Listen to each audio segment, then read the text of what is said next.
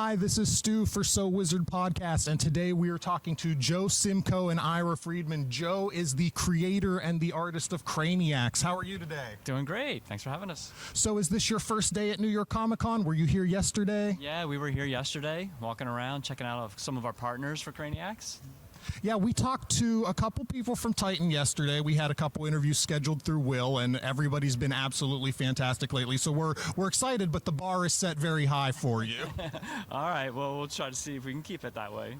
So tell us about Craniacs. I read through the first issue. We got a preview issue, and I read through it. It is a very interesting book. It seems like it's all ages. Am I correct in assuming that? Yes, correct. All ages, though our cards that we put out first are caters a little bit more to the collector, older crowd coming from the Garbage Pail Kid side of things with Ira and myself.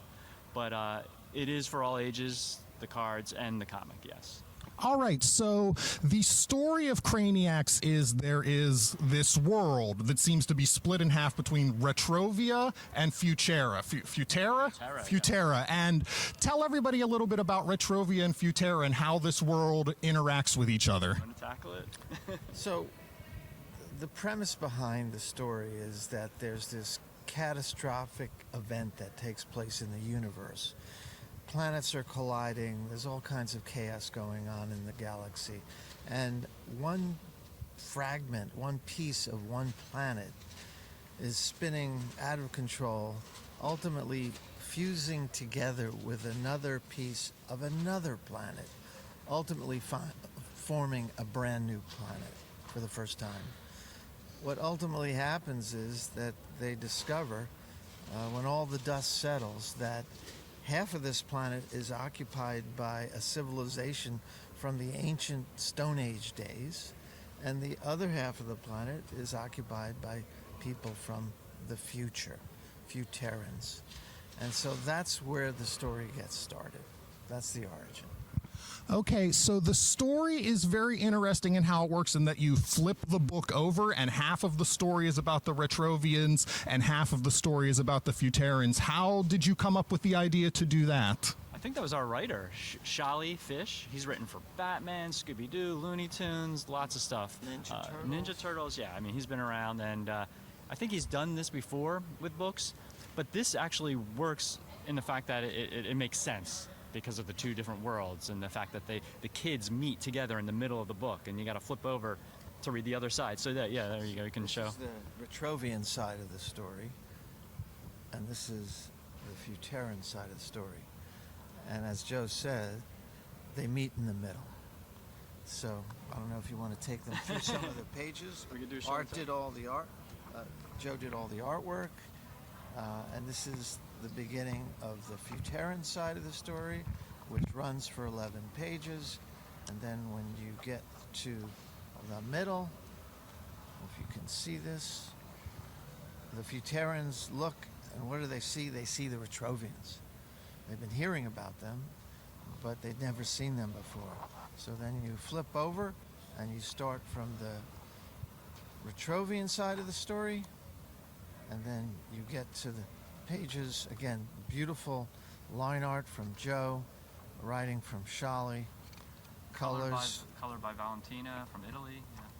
Yeah. And you get to the middle, and the Retrovians see the Futerans for the first time. So the same scene is just flipped in reverse, and that begins the story of like the kids now learning about each other, and yeah, to take it like just the one step in the next direction of the story is basically the adults don't particularly like each other's side. They consider the other side, incorrect in their ways of living and teachings, but the kids are cool with each other.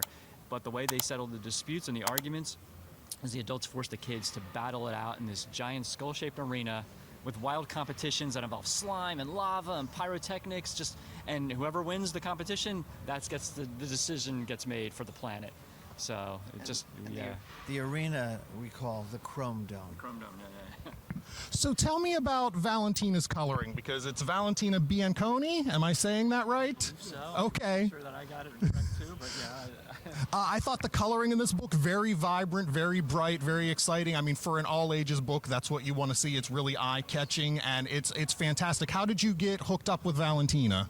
We were searching around for a while. I think Titan came to us. I mean, we gave a list to them of people that we wanted that worked in the field, and really when our editor Jonathan from Titan's like, how about this one? I think they may have worked with her in the past, but if not, I said this lady's work is amazing. She's done stuff for Marvel, all sorts of other comics, and yeah, just really punchy and vibrant coloring, like you said, and I think it really helps with the Craniacs world. And I think, in fairness, she's taking inspiration from Joe's paintings, which comprise the artwork for the trading cards. And so if I can open up Yes, a pack absolutely. Please of do. the last series we put out, which is Series 2. We have another series in the works right now for early next year. But when you see the art on Joe's cards, they're paintings, they're vibrant, they're super hyper colorful. Ooh, we got a Pulsar, a pure Pulsar card. But again, One of our rares, yeah. even without the exotic treatments of some of the materials like that, the colors are amazing. So, it was Titan's assignment to find a colorist who could use inspiration from Joe's work in a way that would make it practical for a comic book. Because to do a comic book like this, all painted, would take a really long time. Yeah, it's been done, but not for our first issue. So this is Pen and Inks by Joe with colors by Valentina. And She did an amazing job. oh, absolutely. And let's not forget the artist. As you mentioned, we have Sholey Fish doing the writing on the book. Yes, the writer. Yes, absolutely.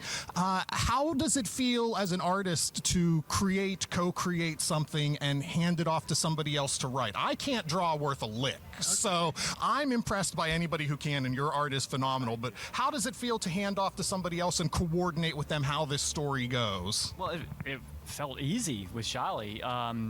We had worked with him in the past on some Garbage Pail Kid comics, Garbage Pail Kid vs. Madball, so we were familiar with him. But since we had an outline of the basic concept of the story, not like the bit by bit, beat by beat dialogue stuff, we felt comfortable with what he already had knowledge of and basically what his skills were, that he would do a great job, and he did. And I mean, really going back and forth, there was no real like heavy changes or adjustments that we had to do with his script. I might have said, "Oh, this character would say this," and he's like, "Yeah, that's fine." So it's I very think easy to work with. in many respects, Sholly was the perfect writer for this assignment. And as Joe mentioned earlier, he's written Batman and Superman. He's also done Kid stuff. Teen Titans Go. Scooby-Doo. Yeah. Scooby-Doo and Looney Tunes. And Looney Tunes and Ninja Turtles. So he brought to the table this combination of high action adventure as well as goofy, off-the-wall, funny, humor-based content. And I think in many respects, that's what Craniacs is all about. It's not just all funny, goofy stuff. It is certainly partially to that. But it's also, there's a lot of action and adventure going on. So Sholly brought us that mix of both to the table, which, not every writer could bring. Well, Sholly has a background in like child psychology. He's worked in the Sesame Street workshop with kids, and so he's very proactive in this whole like other side of. So he knows how to write it for kids too. So there's like, there's a message without it being like heavy-handed or beaten over the head with it. It's like it's told through fun action comedy. So yeah. Well, Ira had mentioned there is some fun, goofy stuff in here, and one thing that I was certainly drawn to is a lot of the panels have you're looking for jokes inside the panel. Like, I think on the very first page, you see the character wake up in bed and there's Ozzy Osbourne and all these posters. There's like, must be 10 posters on the wall with all these pun names on all these bands. Who came up with that? Was that Sholey or was that you? That was when I added in my Mad Magazine influences. Well, Mad Magazine was always, they called it chicken fat, where there'd be a panel with just all these little tiny gags everywhere and filled up with as much as they can. So yeah, the pun words, I mean, that's, yeah. And a little bit of the wacky packages influence, which of course I've spent many years working at Topps. I grew up with wacky packages, and there are gags in there that are definitely paying homage to wacky packs. We've got a Captain Craniac, Cereal. Yeah. Well, and to bring it into the cards, we actually have a subset of what we call snappy cracks, which is kind of like our version of wacky packages, where we parody household products that people would know about, but it all has to be skull related. So, you know, we have like skull burst candies instead of starburst and things like that. Yeah. All right, well, I definitely enjoyed Craniacs. I certainly recommend this book, especially if you have kids that want to read this really fun adventure about these two worlds coming together and seeing how they interact with each other. I really loved the first issue. You guys were a blast to talk to. You're clearly very passionate about this project. And just thank you so much for your time today, gentlemen. I appreciate it. Pleasure. Thanks, Robert. All right, we will see you later on today, everybody. Take care.